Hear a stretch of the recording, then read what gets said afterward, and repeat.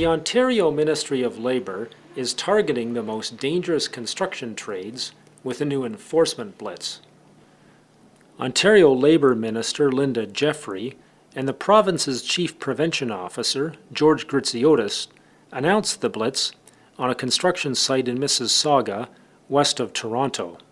If you don't pay attention, you have a split second, particularly in the construction trades, to make the right decision. Because when you think about where a lot of these workers are, they're off the ground, they're usually very high off the ground. There's nothing enclosing them. There's a lot of hazard that they have to walk over to get to do their job. They're using very heavy equipment, and they often can't hear what's going on around them. So they have to have safe practices in place so that they know what the person behind them, in front of them, beside them, above them will do. And if one misstep, and a tragedy can happen. The blitz is targeting the 5 most hazardous trades: high-rise formwork, low-rise formwork, masonry, siding, and built-up roofing.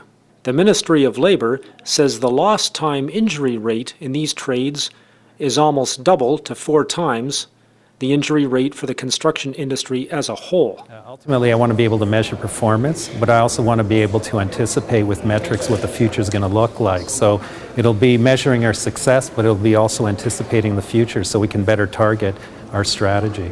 Gritziotis said these are some of the biggest changes to the Occupational Health and Safety Act since its inception in 1979. Internally, we've made a lot of progress. We have, our organization, the structures in place, and we're ready to roll with this. So this has all happened in a 4-month period. So, that's a fairly, I have to tell you, it's been, again, gratifying.